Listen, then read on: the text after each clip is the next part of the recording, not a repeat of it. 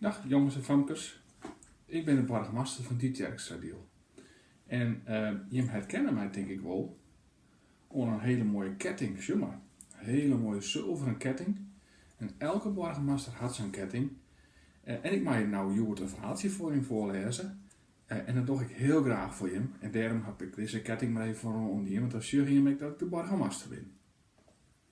Ik zal het verhaaltje vertellen, de Stwolledoens. Ik weet een mooi speeltje, zei Tomke.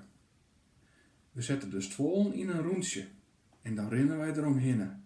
Oké, zei Jana Joe. Ze haalde een stoel onder de tafel bij. Zet hem hier maar del, zei Tomke. Hij had al twastwolen kleerzet. Cornelia, dan moest ik mij dwaan. Oors kin het speeltje net. O ja, zei Cornelia, wat moet ik dan dwaan? Dan moest de muziek omzetten. Cornelia pakt haar telefoon en ziet een leuk muziekje op. 1, 2, los, roept Tomke. En daar gaan ze, in een optocht achter elkaar aan. Als ze een paar rondjes roen had, zei Tomke, Cornelia, de muziek moet uit. En dan gaan wij op de stoel zitten. De muziek houdt op. Tomke gaat gauw zitten. Jane Joek en Romke springt op de laatste stoel. Nou begreep ik het, zei Cornelia, je toch een Stwolledoens. Oké, we beginnen op een ei. En ik haal je een stoel uit de ruimte. Wat aans net op de stoel zit, is A. En dan beginnen ze weer. Nou wordt het spannend.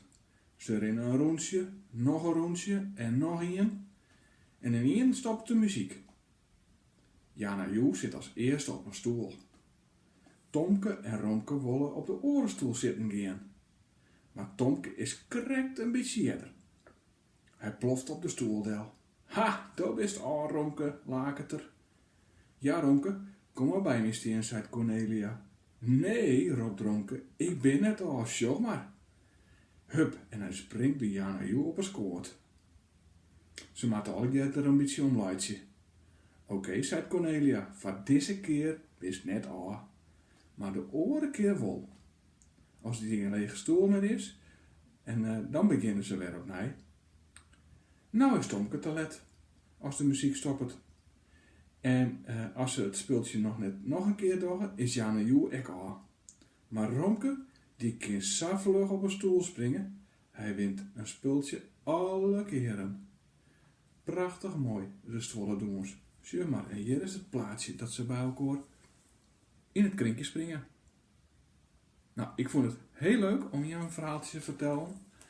Ik jong gauw weer orendingen van. Heel volle plezier, je hoort mijn orendingen en leuke orenverhaaltjes.